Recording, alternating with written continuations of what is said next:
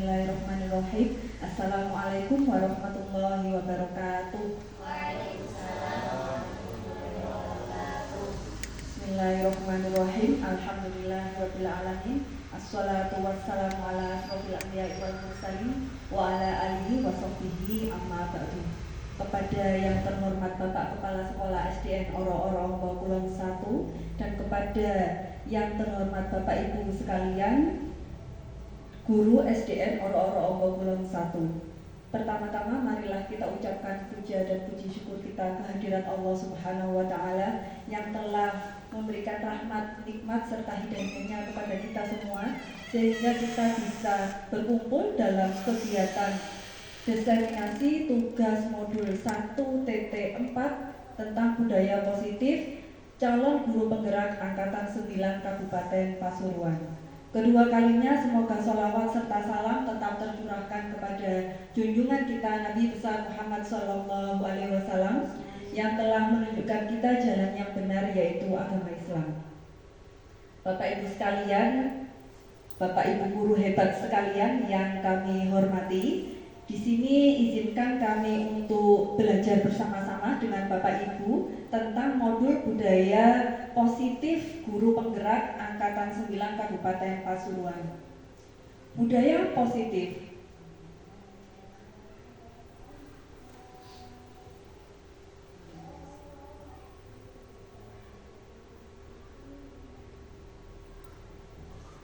Budaya, kalau ada di pikiran saya, budaya itu adalah sebuah kebiasaan yang sudah dilakukan mungkin sudah zaman dulu mungkin ya. Terus kalau positif adalah sesuatu yang sangat baik. Nah, dari dua kata ini saya menyimpulkan budaya positif itu adalah karakter-karakter yang baik dari sekelompok warga sekolah yang sudah menjadi sebuah kebiasaan dalam suatu kelompok instansi atau sekolah.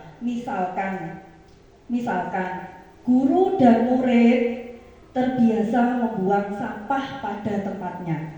Biasanya kan murid membuang sampah pada tempatnya, tapi di sini saya tekankan ada kata terbiasa. Tanpa disuruh mereka sudah membuang sampah pada tempatnya, sudah terbiasa. Kemudian contoh yang lain adalah guru dan murid datang ke sekolah tepat waktu, sudah terbiasa. Tanpa diperingatkan pun mereka akan datang ke sekolah tepat waktu. Inilah yang dimaksud dengan budaya positif. Semua warga sekolah melakukan peraturan itu sesuai dengan motivasi intrinsik yang ada di dalam. Lalu pertanyaannya adalah siapakah yang bisa mewujudkan budaya positif di sekolah? Menurut pemikiran Ki Hajar Dewantara, kita ambil contoh perbandingannya dengan hidup tumbuh-tumbuhan seorang petani. Dalam hakikatnya sama kewajibannya dengan seorang pendidik yang menanam padi misalnya hanya dapat menuntut tumbuhnya padi. Ia dapat memperbaiki kondisi tanah, memelihara tanaman padi, memberi pupuk dan air, membasmi ulat-ulat dan jamur-jamur yang mengganggu hidup tanaman padi dan lain sebagainya. Dari uraian ini dapat kita ambil kesimpulan bahwa guru itu ibaratkan itu seorang petani. Nah, petani itu kan tugasnya merawat tanaman agar dia tumbuh dengan baik. Sama seperti guru. Guru itu mempunyai kewajiban menciptakan lingkungan yang aman, nyaman, serta menyenangkan agar anak-anak itu bisa belajar dengan baik. Dan tak lupa juga guru itu juga harus menjaga anak-anak, menjauhkan mereka dari sesuatu yang bisa merusak kompetensi serta karakter mereka. Nah, itulah adalah tugas kita semua sebagai guru. Bagaimana cara kita sebagai seorang guru untuk menciptakan lingkungan yang aman, nyaman, serta menyenangkan bagi anak-anak? Tentu kita sebagai guru pasti tiap hari melakukannya. Misalkan kegiatan 5S. Bapak Ibu guru kan sering ya, bahkan selalu melakukan kegiatan 5S.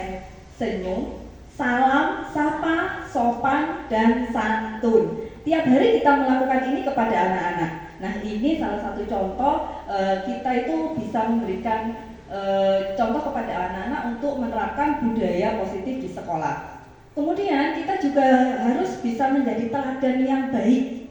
Cara kita bertutur kata, cara kita berperilaku, cara kita berbicara dengan murid kita harus dengan sopan, kemudian dengan teman sejawat. Itu semua apa yang kita lakukan itu pasti akan diperhatikan oleh murid-murid kita. Ya, misalkan murid kita itu selalu mencontoh apa yang kita lakukan. Benar nggak? Benar kan ya? Nah, misalkan dan mereka itu selalu memperhatikan kita. Misalkan gini, saya misalkan datang ke sekolah terburu-buru katakanlah, masang alis ini sampai keliru gitu ya, nggak lurus gitu. Pasti murid saya akan berkata, ibu, atau kalau nggak ngomong ke saya pasti ngomong ke temannya, itu alisnya berburu menceng gitu kan ya. Pasti akan bilang begitu. Mereka itu selalu memperhatikan kita dan mencontoh apa yang kita lakukan. Nah, ini sesuai dengan trilogi pendidikan Ki Hajar Dewantara, yaitu Ing Ngarso Sungtulodo, Ing Madya Mangunkarso, Tutwuri Handayani. Di depan kita harus bisa memberikan contoh bagi mereka. Di tengah-tengah kita juga harus bisa memberikan semangat. Kemudian kalau di belakang kita harus bisa memberikan dorongan kepada siswa-siswi kita. Contoh yang lain adalah menjalin kolaborasi yang baik dengan rekan sejawat. Kemudian ada yang tidak kalah penting, yaitu menghilangkan rasa takut dan tertekan pada diri siswa. Misalkan jika ada anak yang merasa takut ataupun tertekan, tentu dia tidak akan bisa belajar dengan baik ya. Maka kita harus mencari kenapa dia merasa takut dan tertekan, sehingga setelah ketemu masalahnya dia akan bisa belajar dengan baik. Disiplin positif. Disiplin positif ini perlu kita terapkan agar terwujud budaya positif di sekolah. Kalau mendengar kata disiplin ini, kira-kira apa yang ada di benak Bapak Ibu sekalian tentang kata disiplin ini? Coba ya Ibu tanya, saya tanya dulu kepada Tata tertib. Oke, tata tertib. Peraturan. Kalau Kepatuhan. oke. Nah, benar sekali. Positif itu disiplin itu biasanya identik dengan tata tertib, peraturan. Kita itu harus patuh, bertingkah laku sesuai dengan peraturan. Dan jika kita melanggar peraturan, pasti ada hukuman. Benar enggak? Nah, kata disiplin ini menurut Ki Hajar Dewantara itu berbanding terbalik. Jadi disiplin menurut Ki Hajar Dewantara itu dalam melaksanakan peraturan tidak perlu adanya hukuman. Kalaupun ada hukuman, itu merupakan alternatif terakhir. Misalkan dia nggak bisa diapa-apain, harus dihukum, nggih monggo. Tapi kalau bisa, itu di sekolah itu tidak ada hukuman. Loh kok bisa ya? Nah, nanti kita pelajari lagi ya. Menurut Ki Hajar Dewantara, di mana ada kemerdekaan, disitulah harus ada disiplin yang kuat. Sungguh pun disiplin itu bersifat self-disiplin, yaitu kita sendiri yang mewajibkan kita dengan sekeras-kerasnya. Tetapi itu sama saja, sebab jikalau kita tidak cakap melakukan self-disiplin, wajiblah penguasa lain mendisiplinkan kita. Dan peraturan demikian itulah yang harus ada di dalam suasana yang merdeka. Di dalam uraian ini ada kata yang saya tebalkan, yaitu kemerdekaan. Apa yang maksudnya merdeka? Merdeka itu adalah tidak hanya terlepas dari perintah, jadi dia itu tidak diperintah oleh siapapun. Bayangkan kalau ada anak merdeka, dia tidak diperintah oleh siapapun. Lah kayak apa ya? Nah, ini ada tulisannya ya. Akan tetapi dia itu harus cakap memerintah dirinya sendiri. Misalkan anak itu di sekolah itu peraturannya jam 7 sudah udah harus ada di sini. Nah, jika anak itu mempunyai disiplin diri, dia bisa mengontrol dirinya sendiri, maka dia akan bangun pagi agar dia tidak terlambat ke sekolah. Maka dia menaati peraturan kan? Nah, logikanya mana mungkin siswa yang mempunyai motivasi diri, yang cakap memerintah dirinya sendiri, mana mungkin diperintah oleh orang lain? Kan dia sudah menaati peraturan, ya kan?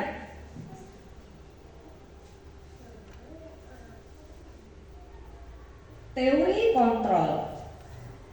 Teori ini memberikan wawasan kepada kita bahwa Setiap manusia itu memiliki kebutuhan yang berbeda. Misalkan Bapak Amin memiliki kebutuhan yang berbeda dengan ini Bapak Fian. Tidak bisa kebutuhan itu disamakan. Kemudian setiap orang memiliki gambaran terhadap sesuatu. Misalkan ini pulpen, pinjam ya. Misalkan ini. Mungkin kalau saya tanya sama Bapak Amin, apa yang ada di benak Bapak tentang spidol ini? Mungkin Bapak akan menjawab itu berguna untuk menilai ketika anak-anak sudah selesai ujian. Mungkin. Coba saya tanya sama anak kecil, apa yang ada di pikiran, apa manfaatnya spidol ini untuk kamu? Pasti dia bilang untuk gambar, untuk coret-coret, ya kan?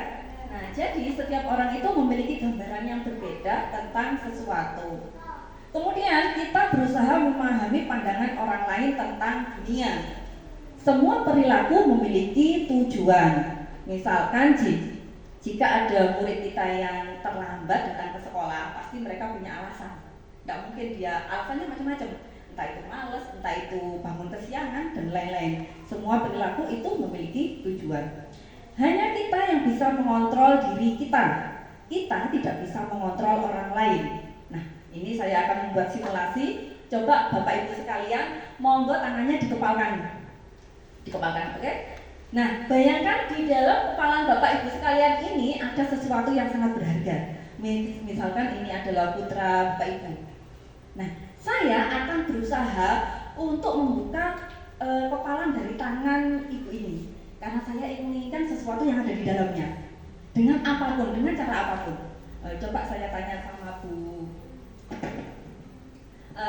Coba tangannya, oke. Saya pakai bujukan ya. Ibu, bisakah saya meminta sesuatu yang ada di genggaman ibu itu? Ibu cantik deh. Tidak mau? Tidak. Kalau saya ganti dengan uang 20 juta, mau nggak? Tidak. Tidak mau juga. Karena dua cara itu saya kurang berhasil, maka saya akan melakukan pemaksaan kepada dia.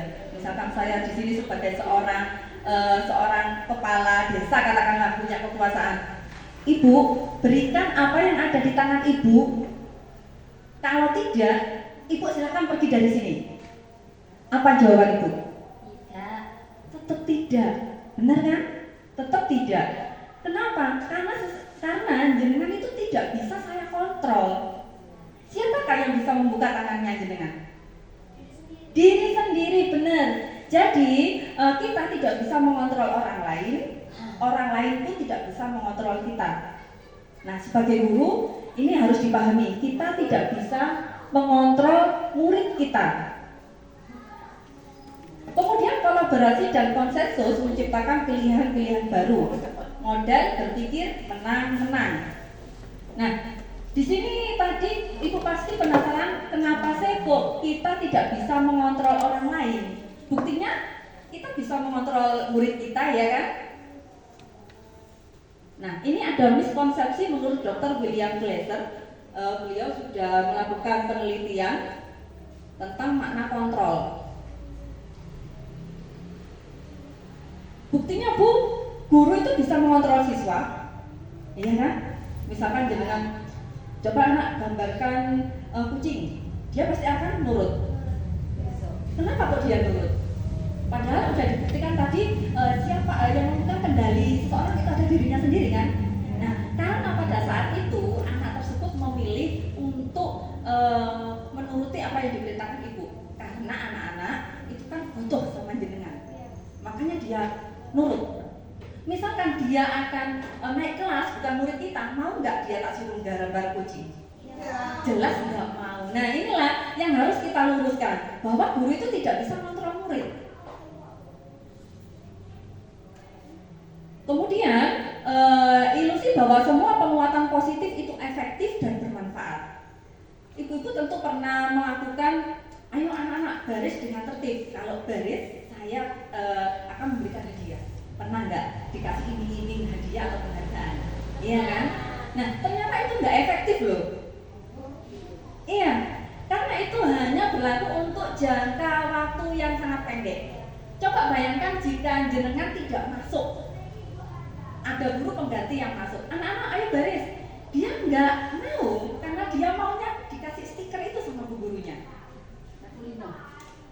Nah, budaya positif ini bagaimana melakukan kegiatan-kegiatan yang baik tanpa disuruh gitu loh. Jadi ini adalah miskonsepsi yang salah ya. Kemudian ilusi bahwa kritik dan membuat orang merasa bersalah dapat menguatkan karakter. Jika ada anak yang melakukan pelanggaran, dia itu kan bersalah. Kemudian kita kritik, kenapa sih kamu kok selalu begitu? Dikritik. Maunya kita sih ketika dikasih kritikan seperti itu, dia akan nurut kan? Dia tidak akan mengulangi. Ternyata tidak. Ternyata tidak.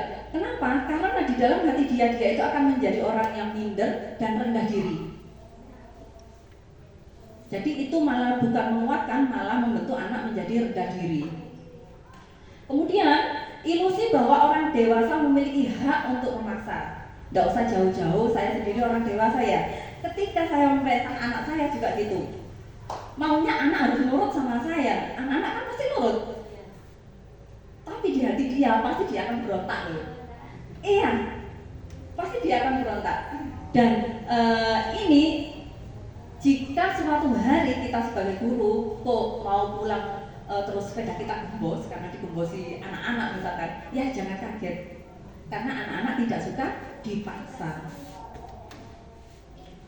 Selain dari contoh-contoh yang tadi, budaya positif ini dalam membentuknya kita juga harus meningkatkan kemampuan kita tentang 1. 3 motivasi manusia, hukuman, konsekuensi, penghargaan, dan restitusi. Kemudian keyakinan kelas, 5 kebutuhan dasar manusia, dan 5 posisi kontrol serta segitiga restitusi. Kemampuan-kemampuan ini harus kita miliki sebagai seorang guru agar bisa menciptakan budaya positif di sekolah. Teori motivasi. Dalam melakukan suatu kegiatan, setiap orang itu pasti mempunyai motivasi, mempunyai alasan. Ada 3 alasan di sini. Yang pertama, untuk menghindari ketidaknyamanan atau hukuman.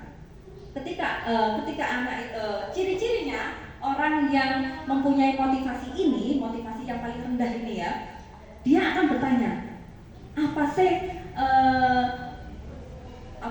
akibatnya jika saya tidak menaati peraturan?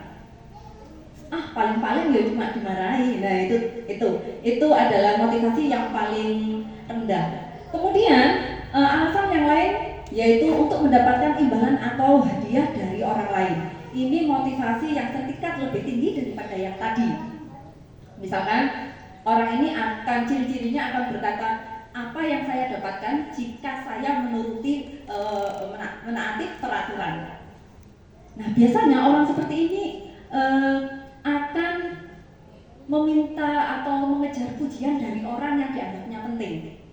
Misalkan mau nyedek-nyedek kepala sekolah, nah pasti dia akan di depan kepala sekolah dia pasti akan baik-baik aja. Dia akan melakukan sesuatu yang sekiranya dia mendapatkan pujian.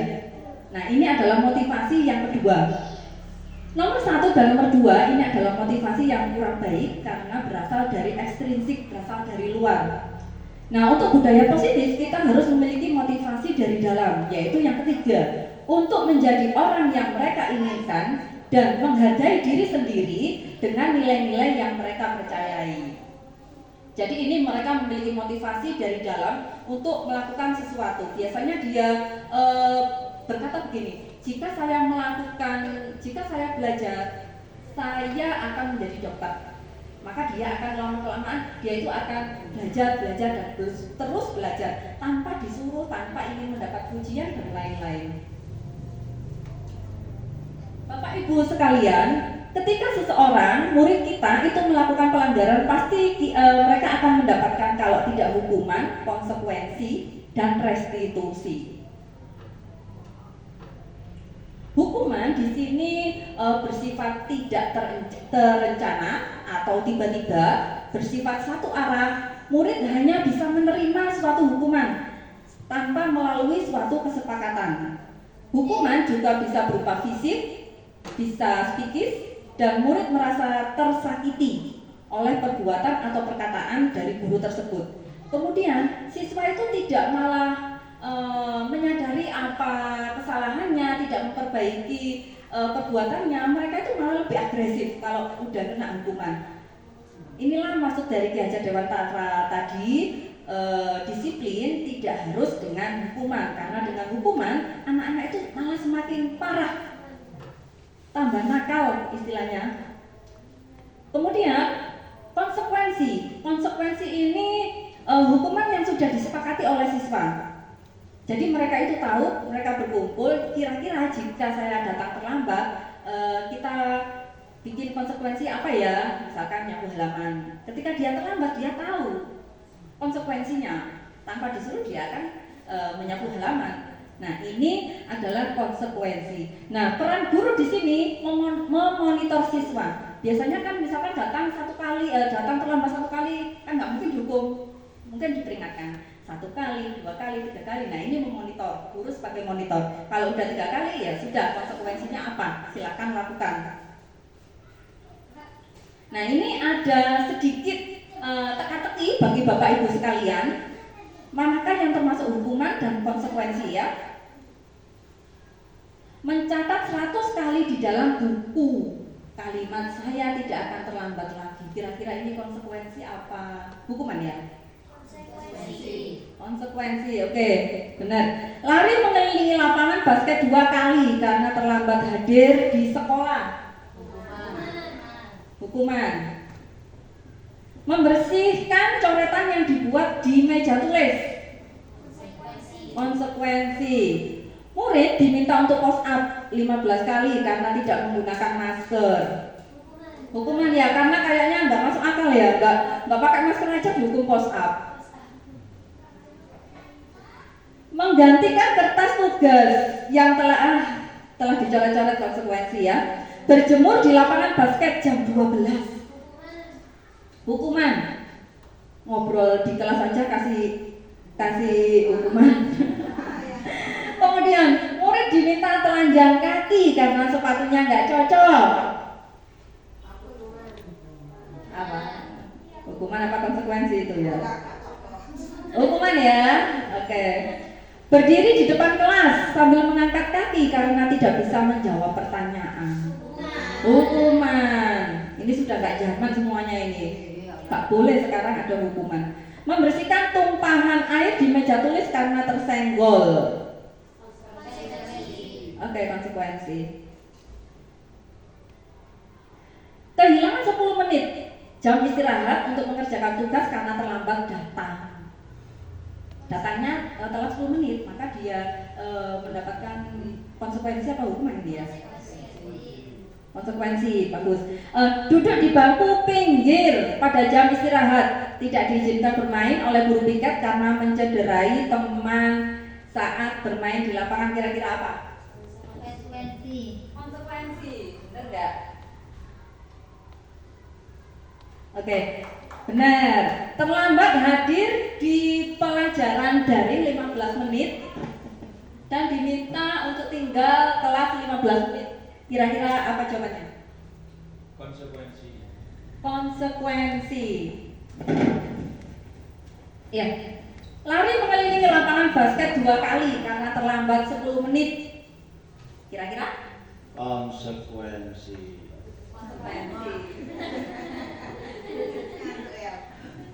Membersihkan sudah tekan.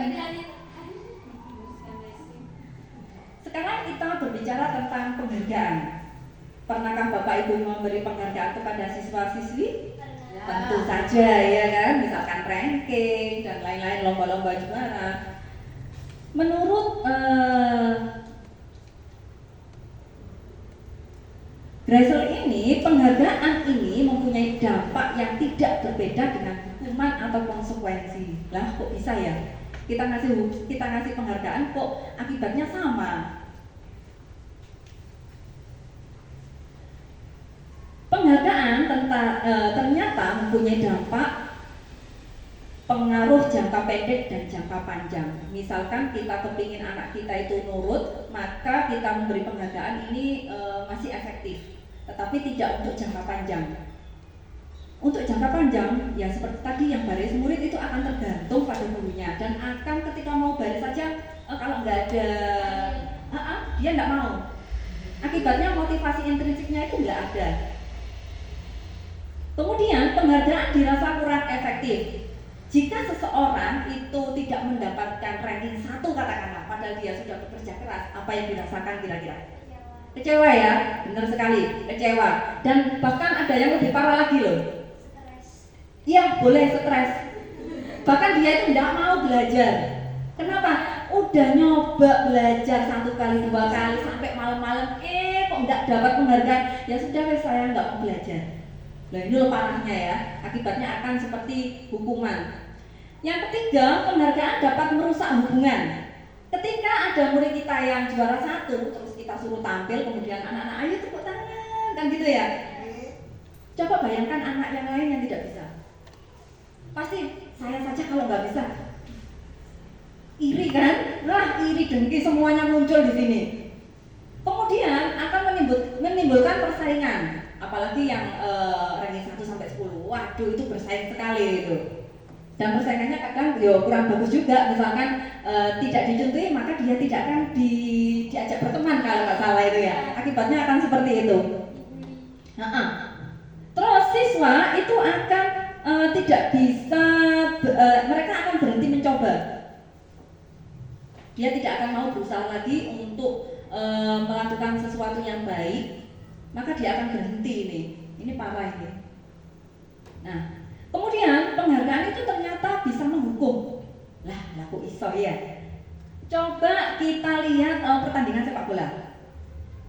Di sini yang merasa dihukum itu adalah yang juara 2. Kalau juara 3 mungkin dia itu legowo. Juara 3 mungkin kemampuan saya sampai di sini. Tapi yang juara 1 dan 2 dia akan bertanding habis-habisan kan? Mengeluarkan semua kemampuannya. Ketika waktunya udah habis, selisihnya sedikit sekali. Pasti yang ranking 2 itu nangis, aduh, nggak karu-karuan rasanya. Seperti kena hukuman ini, saya itu sudah berusaha sekuat tenaga, ternyata masih saja kalah. Nah ini penghargaan bisa menghukum. Mending yang juara 3 tadi kan ya, legowo. Kalau yang juara 2, kurang titik loh. Bisa mengambil motivasi dari dalam atau intrinsik. Misalkan anak-anak kita itu dia itu belajar tanpa disuruh, karena dia punya motivasi intrinsik. Dia itu belajar sendiri. Misalkan belajar membaca. Ketika dia sudah bisa, dia pasti akan senang karena dia itu sudah mencapai apa yang sudah diinginkan. Nah, ketika menikmati kesenangan itu terus jenengan ngasih penghargaan. Biasanya kan seperti itu ya kalau ibu-ibu itu ya. Oke, sukses, kasih penghargaan, ayo kita keluar, kita makan-makan karena kamu sudah pintar. Loh itu malah merusak anak tersebut. Kenapa? Karena dia akan berusaha terus untuk dia akan belajar supaya lebih pintar, tapi iming-imingnya dia kepengen dapat hadiah, bukan kepengen belajar sendiri. Restitusi. Nah, restitusi ini adalah pilihan yang disodorkan oleh budaya positif. Jadi bukan hukuman, bukan konsekuensi, bukan penghargaan, tetapi restitusi. Restitusi itu adalah sebuah proses menciptakan kondisi bagi murid untuk memperbaiki kesalahan mereka, sehingga mereka bisa kembali pada kelompok mereka dengan karakter yang lebih kuat. Misalkan di sini ada anak yang melakukan kesalahan, dia itu akan diajak berbicara. Apa sih alasan kamu itu datang terlambat? Dia akan bicara misalkan, saya bangun kesianganku. Kenapa kamu kok bangun kesiangan? Saya nonton TV sampai malam. Nah, bagaimana solusinya agar kamu tidak terlambat lagi? Ya saya nggak nonton TV Bu, saya harus tidur lebih awal. Dia sendiri yang nyari, jangan kita. Dia sendiri yang mencari solusinya. Nah, sekarang keyakinan kelas. Keyakinan kelas ini seperti peraturan sekolah. Keyakinan kelas ini dilakukan, keyakinan kelas adalah nilai-nilai kebajikan universal yang disepakati secara tersirat dan tersurat lepas dari latar belakang suku, negara, bahasa maupun agama. Jadi misalkan kita mau membuat keyakinan kelas, maka kita akan rapat dulu dengan anak-anak. Kira-kira anak-anak impian kamu untuk kelas kita itu apa? Pengen yang bersih. Berarti kita harus apa? Ya piket. Nah seperti itu. Terus jika tidak ada yang piket gimana? Mereka sendiri yang mencari. Ini keyakinan kelas. jika mereka sendiri yang membuat peraturan, mereka yang membuat konsekuensinya, tentu mereka akan sadar, mereka akan melakukan itu dengan sendirinya tanpa kita suruh, iya kan? Nah, keyakinan kelas ini sangat dibutuhkan dalam menciptakan budaya positif karena ini adalah menjadi landasan kita untuk melaksanakan budaya positif. Misalkan ada anak yang melanggar, maka kita kembalikan ke keyakinan kelas. Pembentukan keyakinan kelas atau sekolah. Keyakinan kelas itu bersifat abstrak daripada peraturan yang lebih rinci dan konkret, berupa pernyataan-pernyataan universal dibuat dalam bentuk yang positif. Misalkan kita pengen sekolah kita itu nyaman atau itu aman atau tidak ramai, maka pasti anak-anak itu coba apa yang kamu ide apa yang ide apa yang kamu keluarkan agar bisa membentuk suasana yang nyaman atau yang untuk belajar itu ya. Nah, di sini tidak boleh ada kata tidak berkata kotor, itu tidak boleh, itu negatif, diganti aja. Misalkan harus berkata sopan, nah seperti itu. Kemudian keyakinan kelas tidak boleh terlalu banyak, karena nanti anak-anak tidak bisa memahami tujuan dari keyakinan tersebut. Kemudian mereka juga tidak akan hafal kalau peraturannya banyak sekali seperti undang-undang ini. Anak-anak nggak akan hafal. Nah, kalau kita bikin peraturannya sedikit dan mereka yang buat, mereka akan dengan sendirinya dan semangat untuk menaati peraturan tersebut. Kemudian dapat diterapkan di lingkungan tersebut. Semua warga sekolah berkontribusi dalam pembuatan keyakinan kelas. Bersedia meninjau kembali keyakinan kelas dari waktu ke waktu. Peraturan dan keyakinan kelas. Di sini berbeda ya, kalau zaman dulu itu peraturan, kalau sekarang keyakinan kelas. Kalau peraturan itu biasanya dibuat oleh sekolah dan siswa itu tidak memahami apa sih maksudnya itu, tidak paham karena mereka tidak diajak untuk membuat peraturan. Terus siswa itu cenderung takut dalam melaksanakannya, takut dihukum.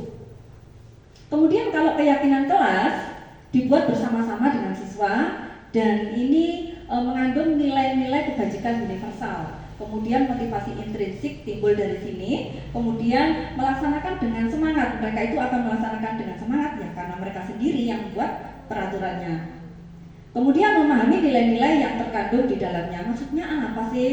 Jika saya itu tidak boleh datang terlambat, maksudnya kamu itu harus disuruh disiplin. Nah, itu nilai-nilai yang terkandung.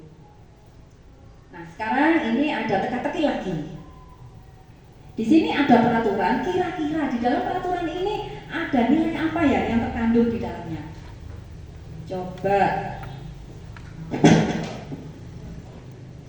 kembalikan barang ke tempatnya. Kira-kira nilai kebajikan apa ya yang ada yang terkandung di situ? Tanggung jawab. Tanggung jawab, ya benar sekali. Kemudian dilarang mengganggu orang lain. Kira-kira nilai kebajikannya apa ya? Saling menghormati. Saling menghormati.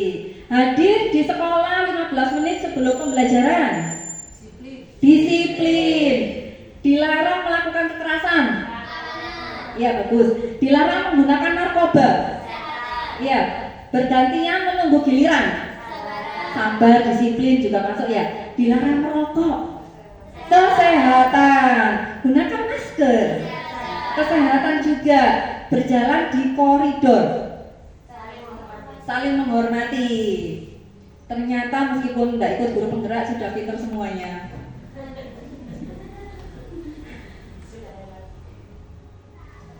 Nah, ini ada keyakinan kelas yang sudah saya buat.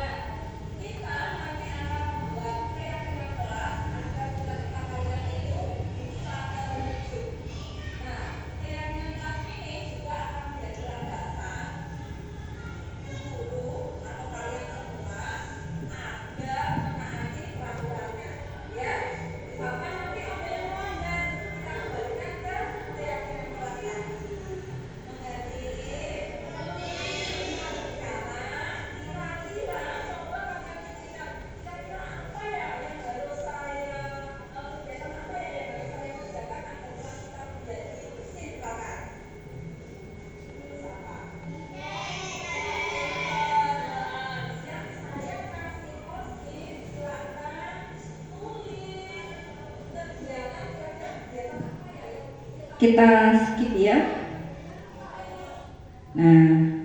Nah ini saya membagikan post-it dan anak-anak menuliskan ide apa yang mereka pikirkan untuk menciptakan kelas yang mereka idamkan.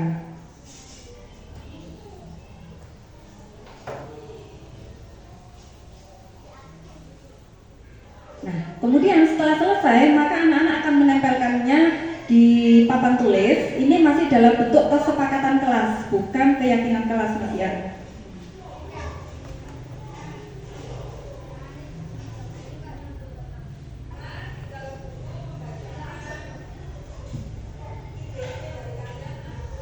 Nah, setelah ini saya membacakan ide-ide yang ada di anak-anak.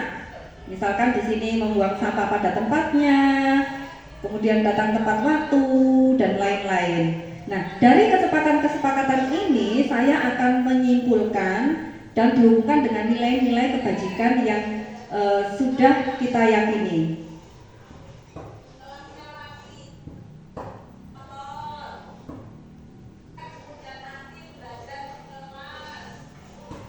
Nah, setelah ini saya akan menulis keyakinan kelas yang sudah disepakati berdasarkan ide-ide tadi. Nih keyakinan kelasnya.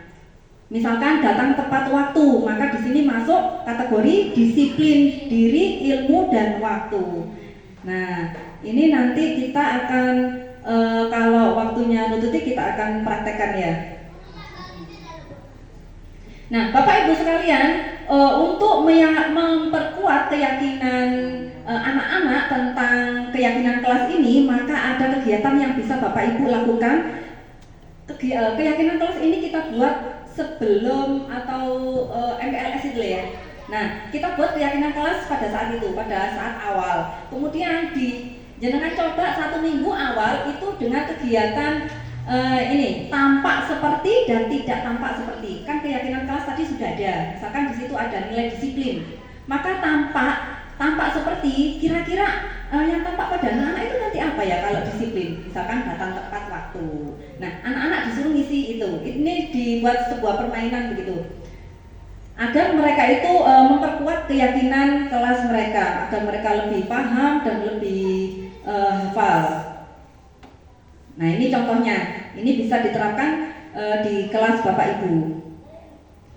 Ini tabel Y. Misalkan terlihat kalau tadi disiplin, terlihatnya menghormati. Di sini terlihatnya anak-anak itu berempati terhadap perasaan orang lain. Terdengarnya gimana? Anak-anak itu nanti akan bilang, bisa saya bantu? Nah, itu. Terus berperilakunya mereka itu ramah dan suka memberi bantuan kepada temannya.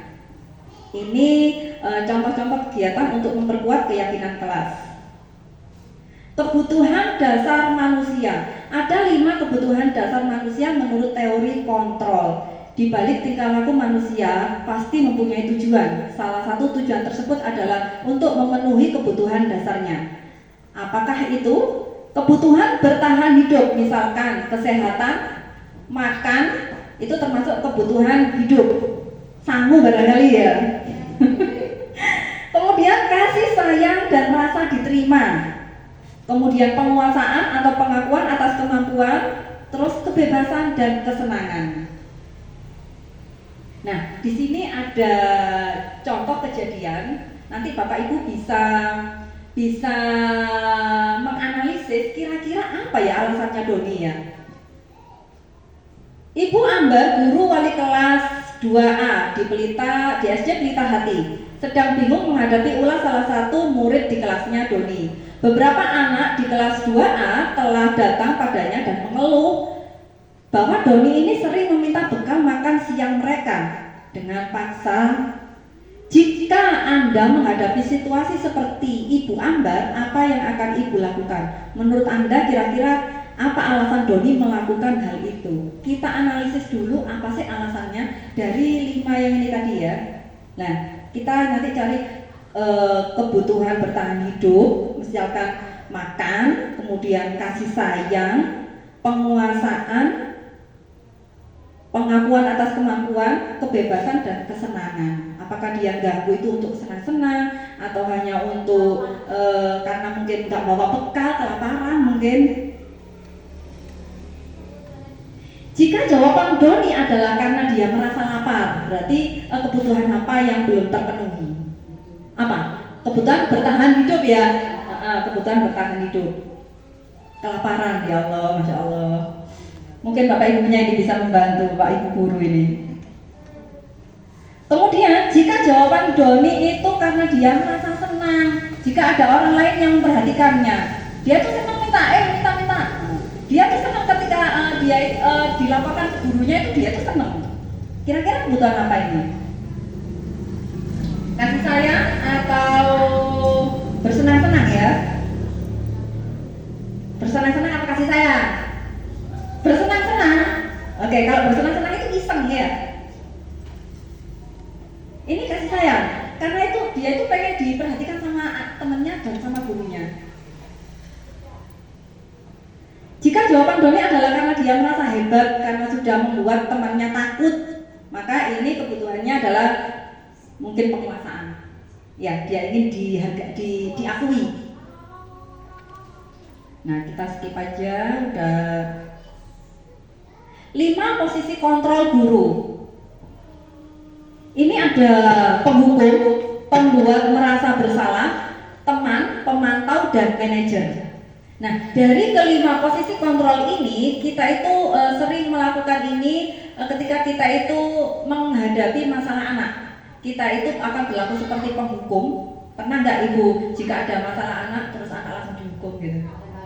Oh, kadang-kadang bagus sekali, jujur. Kemudian membuat merasa bersalah. Meskipun suaranya itu lembut, tapi nggak enak di hati gitu.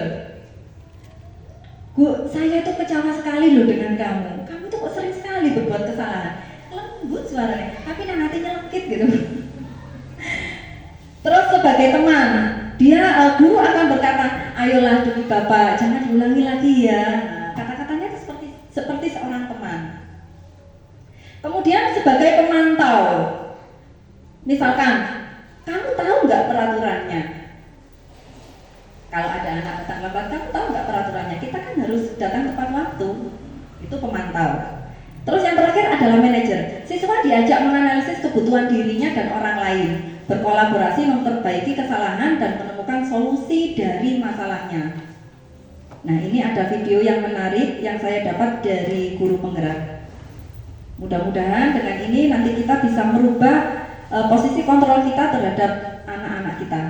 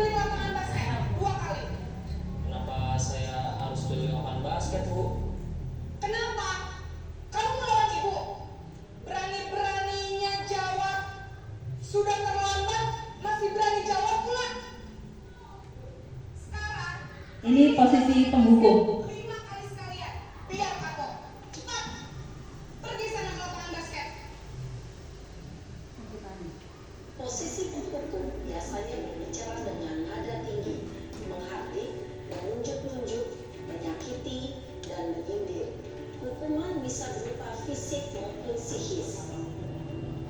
Ibu dan bapak guru hebat, dampak yang terjadi pada murid ketika guru berada pada posisi pemukul adalah murid cenderung akan memberontak, bahkan menyimpan dendam.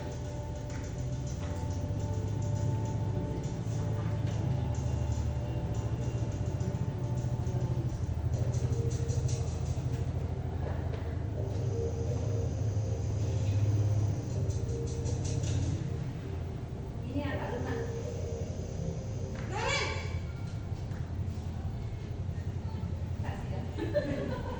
Selamat pagi, Bu.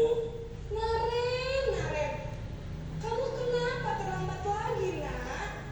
Ya Tuhan, Naren, kamu senang ya bikin ibu susah ya?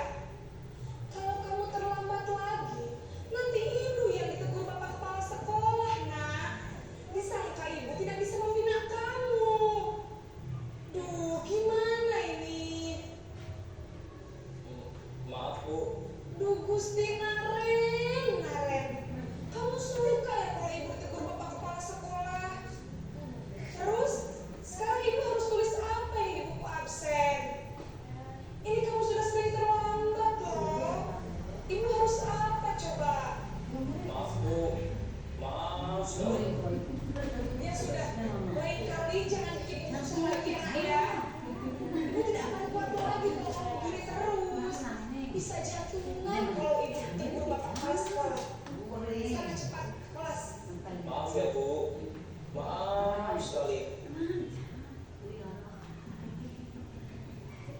Posisi pembuat rasa bersalah berbicara dengan nada tenang, cenderung lembut, namun kata-kata yang diutarakan membuat murid merasa menjadi orang yang gagal, memandang buruk dirinya sendiri, merasa tidak berharga, dan tidak sanggup membahagiakan orang lain. Ketika guru mengambil posisi pembuat rasa bersalah, murid akan menganggap dirinya yang bersalah dan ia akan menyimpan emosi negatif tersebut di dalam dirinya. Yang ketiga, posisi teman.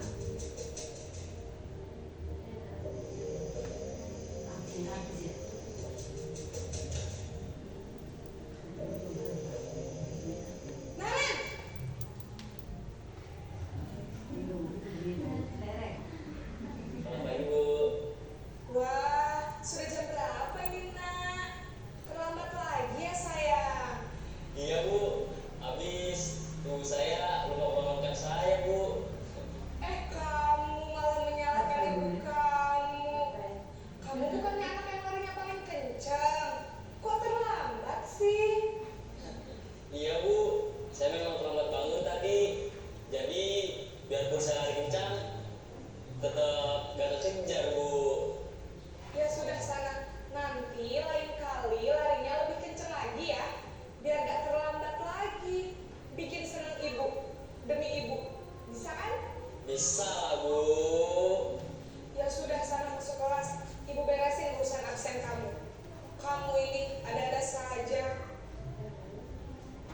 Kayak apa ya? Dalam posisi teman, guru berbicara dengan nada suara ramah, akrab, cenderung bersenda gurau untuk menjaga suasana tetap santai. Murid akan merasa senang, aman, dan akrab dengan guru. Identitas yang tercipta adalah identitas sukses atau berhasil. Namun, perlu diingat, karena ini masih dorongan eksternal, maka ada faktor ketergantungan dari murid kepada orang tertentu. Di sini, guru absennya, sehingga di lain waktu, murid bisa berperilaku baik, namun hanya kepada orang-orang tertentu saja.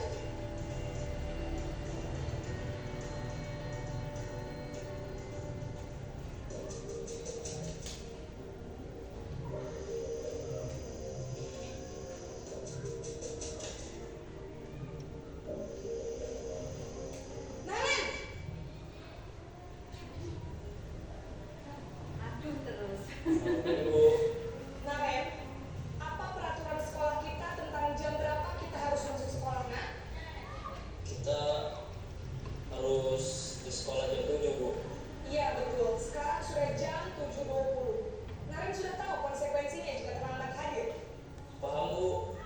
saya harus tinggal kelas pas jam istirahat selama 20 menit. Iya benar, konsekuensinya demikian. Jadi nanti jam 9.30 pas istirahat, kamu harus tinggal di kelas, kerjakan tugas tambahan untuk ketertinggalan kamu, ya? Baik Bu. Posisi pemantau mengandalkan penghitungan atau data untuk mengontrol murid. Guru mengarahkan murid berdasarkan peraturan dan konsekuensi. Seorang pemantau menunjukkan bahasa tubuh dan ekspresi wajah yang datar dan cenderung formal.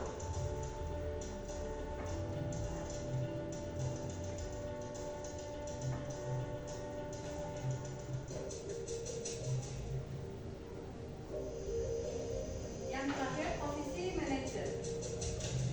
Ini yang paling baik.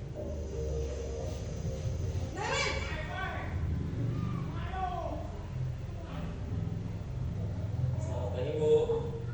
Selamat pagi Naren. Maaf Bu, saya terlambat.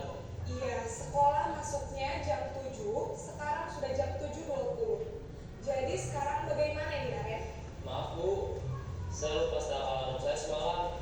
Baiklah, menurut kamu, keyakinan sekolah yang mana yang perlu kamu tingkatkan? Menghargai diri sendiri dan orang lain mungkin ya Bu. Setuju. Jadi, apakah Naren meyakini prinsip saling menghormati tersebut? Iya Bu, saya meyakininya. Apakah Naren bersedia memperbaiki masalah keterlambatan ini? Bersedia Bu. Bagaimana kamu akan memperbaiki masalah keterlambatan ini? Saya akan coba untuk tidak lupa menyetel alarm saya Bu. Baik, kalau Naren lupa menyetel alarm di rumah, ada orang yang kira-kira bisa bantu mengingatkan tidak? Ada Bu, kakak saya, Kak Emma. Ada lagi selain Kak Emma? Selain Kak Emma, ada ibu saya. Baik, jadi yang mengingatkan Naren adalah Kak Emma dan ibu kamu ya? Kira-kira akan mulai setel alarm kapan nih Naren? Setelah pulang sekolah, akan segera saya lakukan. Baik, jadi Naren akan setel alarm untuk bangun besok pagi dan akan diingatkan oleh kakak dan ibunda Naren ya. Ada lagi yang mungkin perlu dilakukan Naren agar tidak terlambat bangun lagi. Tidak ada Bu. Baik Naren, terima kasih untuk kerjasama kamu. Sekarang kamu perlu kembali ke kelas untuk belajar. Baik Bu, terima kasih. Posisi manajer adalah posisi kontrol yang disarankan untuk membimbing murid memiliki sikap disiplin yang positif, yaitu murid yang mandiri, bertanggung jawab, dan dapat memecahkan masalah. Tujuan dari posisi ini adalah agar murid dapat berefleksi atas tindakannya. Guru akan dengan tulus memberikan pertanyaan-pertanyaan bermakna, sehingga membuat murid dapat belajar dari kesalahannya dan mencari sebuah solusi untuk menyelesaikannya. Ibu dan Bapak guru hebat, setelah mengamati adegan kelima posisi kontrol tadi, kira-kira posisi mana yang paling ideal? Posisi mana yang dapat menunjang motivasi intrinsik murid? Ya, tentu posisi manajer. Posisi ini memang posisi ideal yang ingin dituju setiap pendidik. Pada posisi inilah, guru dapat menerapkan disiplin positif yang berpihak pada murid, yang memerdekakan murid. Perjalanan seorang pendidik tentunya tidak mudah untuk sampai pada posisi seorang manajer. Namun, tujuan kita pasti, yaitu menciptakan murid-murid yang mandiri, merdeka, dan bertanggung jawab. Semoga penggambaran 5 posisi kontrol yang telah diperlihatkan ini dapat menjadi ajang refleksi bagi kita semua, agar dapat terus mengasah dan menerapkan disiplin positif yang memerdekakan murid. Mari terus berlatih dan bersemangat. Selamat menerapkan. Salam. Nah, itu tadi tentang contoh guru dalam mengatasi masalah siswa dengan 5 posisi kontrol, dan yang terbaik itu adalah posisi manajer. Nah, ini kita skip. Ini yang terakhir, ini adalah segitiga restitusi. Segitiga restitusi ini adalah tahapan yang dilakukan oleh guru dalam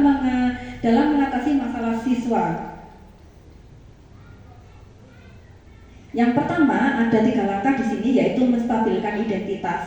Tujuannya yaitu mengubah identitas anak dari anak yang gagal karena melakukan kesalahan menjadi orang yang sukses. Anak yang melanggar peraturan karena sedang mencari perhatian adalah anak-anak yang sedang mengalami kegagalan. Nah, di sini perkataan guru itu adalah misalkan ada anak yang terlambat ke sekolah, berbuat salah itu tidak apa-apa, ataupun tidak ada manusia yang sempurna. Saya juga pernah melakukan kesalahan seperti itu. Kita bisa menyelesaikan ini. Bapak Ibu tidak tertarik untuk mencari siapa yang salah, tetapi kita akan mencari solusi dari permasalahan ini. Kemudian langkah yang kedua yaitu validasi tindakan yang salah.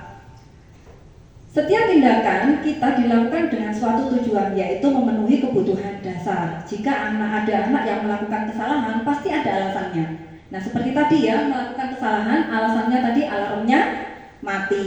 Nah, kita harus tahu itu. Kemudian kata-katanya di sini adalah, padahal kamu bisa melakukan yang lebih buruk loh dari itu. Kamu pasti punya alasan mengapa melakukan hal itu.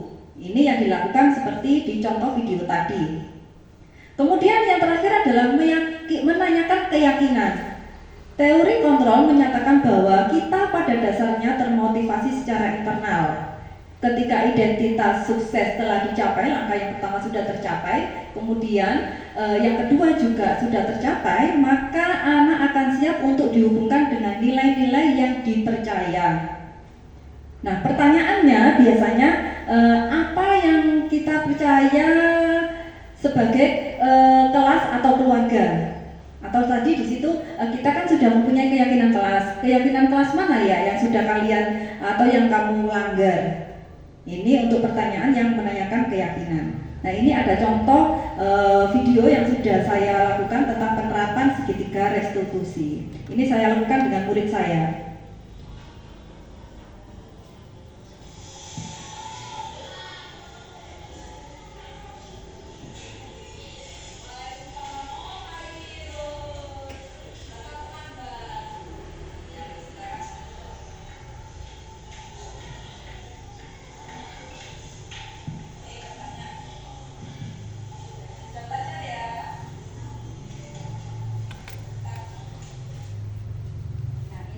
Ini segitiga restitusi yang saya lakukan kepada Virus karena dia terlambat datang ke sekolah.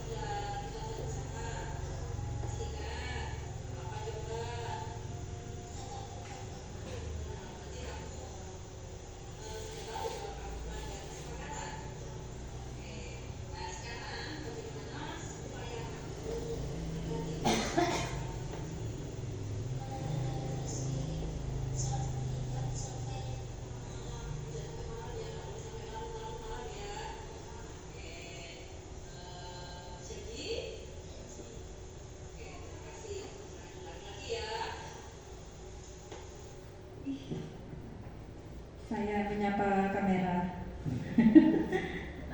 Nah, itu tadi ketika kita menemui ada masalah yang melanggar peraturan, maka kita tidak langsung menghukum, tetapi kita tanya dulu, kenapa kok melanggar, alasannya apa. Kemudian kita juga menyuruh anak itu untuk mencari solusinya sendiri. Jangan kita yang mencari. Kalau kita yang mencari, anak itu ya kalau cocok sama dia, kalau nggak cocok, kalau dia sendiri yang mencari solusinya, bagaimana kamu agar tidak datang terlambat lagi? Ya, saya nggak nonton TV malam-malam Bu. Maka dia sendiri yang akan melakukannya tanpa disuruh oleh saya ataupun ibunya. Nah ini mengapa harus restitusi yang diambil, bukan hukuman ataupun konsekuensi. Karena restitusi itu mencari kebutuhan dasar yang mendasari tindakan restitusi diri adalah cara yang paling baik. Kemudian di restitusi ini anak yang salah itu tidak menebus kesalahan. Mereka bisa menebus kesalahan tapi atas inisiatif sendiri, bukan gurunya. Kemudian anak itu juga belajar dari kesalahan tersebut. Terus di sini tidak ada paksaan. Kalau paksaan itu namanya konsekuensi. Restitusi juga bisa memperbaiki hubungan. Jika seorang anak tadi melakukan kesalahan, kemudian dia sadar tentang kesalahan tersebut, kemudian dia diajak ngobrol dan diajak menemukan solusinya, setelah itu dia pasti akan meminta maaf kepada anak atau si korbannya tadi. Nah inilah yang dimaksud dengan memperbaiki hubungan. Kemudian menuntun untuk melihat ke dalam diri, fokus pada karakter bukan tindakan. Kemudian restitusi ini menguatkan karakter, fokus pada solusi agar anak itu tidak mengulangi kesalahannya lagi. Kemudian anak yang gagal tadi karena melakukan kesalahan, ketika sudah dilakukan restitusi, dia paham dan tidak melakukan kesalahan lagi, dia akan kembali ke kelompoknya dengan karakter yang lebih baik lagi. Nah, untuk refleksi kita hari ini yaitu sangat penting menciptakan budaya positif di sekolah dengan suasana yang menyenangkan, aman dan nyaman. Siswa dapat belajar meningkatkan kompetensi serta pembentukan karakter yang luhur sesuai dengan nilai-nilai universal yang diyakini dari profil pelajar Pancasila. Nah, setelah kita mengikuti, kita sama-sama belajar tadi, ini refleksi yang bisa kita ambil. Untuk mewujudkan budaya positif di sekolah perlu diterapkan disiplin positif yang memiliki motivasi intrinsik sehingga tercipta siswa yang merdeka. Guru harus belajar dan belajar lagi untuk meningkatkan kompetensi dalam menunjang terwujudnya budaya positif di sekolah. Pentingnya menyusun keyakinan kelas atau sekolah sebagai landasan terciptanya budaya positif di sekolah. Dalam menyelesaikan masalah siswa pelanggaran terhadap keyakinan kelas, kita perlu memperhatikan kebutuhan dasarnya. Kita harus tanya dulu kebutuhan, kita harus menganalisis kenapa seperti Doni tadi, kenapa dia kok selalu mengganggu atau meminta bekal temannya. Kita harus menganalisis kebutuhan mana yang belum terpenuhi. Kemudian memposisikan diri sebagai manajer serta melaksanakan segitiga restitusi agar siswa menjadi pribadi yang bertanggung jawab, mandiri dan bernalar kritis. Nah, inilah refleksi yang bisa saya ambil dari kegiatan hari ini. Nah, ini sebelum saya mengakhiri kegiatan diseminasi modul 1.4 budaya positif guru penggerak Angkatan 9 Kabupaten Pasuruan, saya ingin membagikan refleksi untuk Bapak Ibu sekalian. Nanti bisa di checklist. Bentar ya.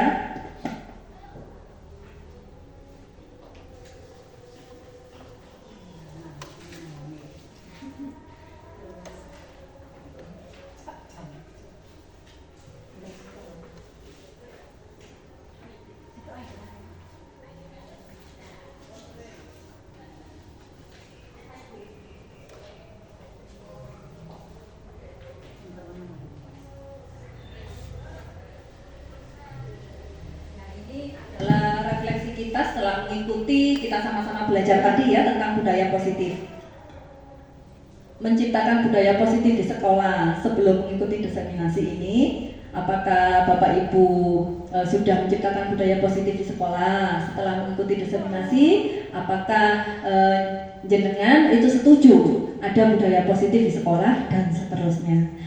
Silakan di checklist, nanti dikumpulkan ke saya ya. 1 menit atau 2 menit boleh.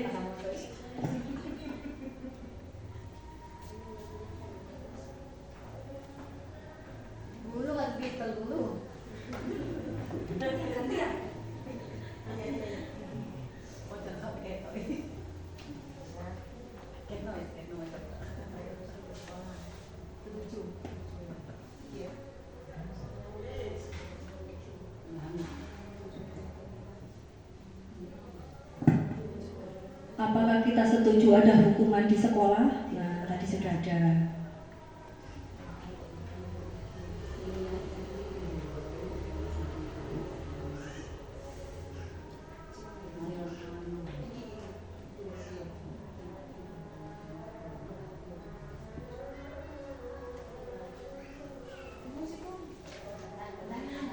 Sudah?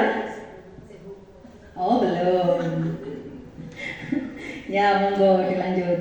Mungkin ini nanti setelah kita belajar budaya positif melalui kegiatan diseminasi ini, kita ada peningkatan, kita dalam perilaku kita dalam menghadapi anak-anak. Kita harus memposisikan diri sebagai manajer. Kemudian kalau sebisa mungkin jangan ada hukuman.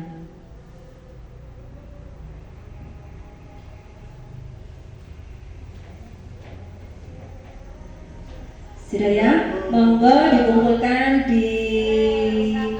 Oke, mudah-mudahan ada perubahan ya setelah kita belajar bersama-sama tentang budaya positif ini.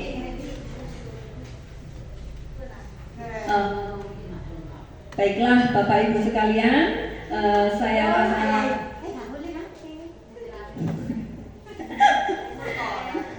ya, saya rasa cukup. Sekian saya belajar bersama dengan Bapak Ibu tentang budaya positif di sekolah. Ini saya ada pepatah ini sebelum mengakhiri kegiatan ini. Mengubah cara berpikir terhadap anak dengan memperhatikan kebutuhan dasar, posisi kontrol, serta penerapan segitiga restitusi akan membantu terciptanya budaya positif di sekolah. Terima kasih Bapak Ibu sekalian atas perhatiannya. Mudah-mudahan apa yang kita dapatkan hari ini dapat bermanfaat untuk kedepannya agar tercipta murid yang memiliki karakter sesuai dengan profil pelajar Pancasila yang kita harapkan. Wabillahi taufiq wal hidayah wa birridha wal inayah. Wassalamualaikum warahmatullahi wabarakatuh.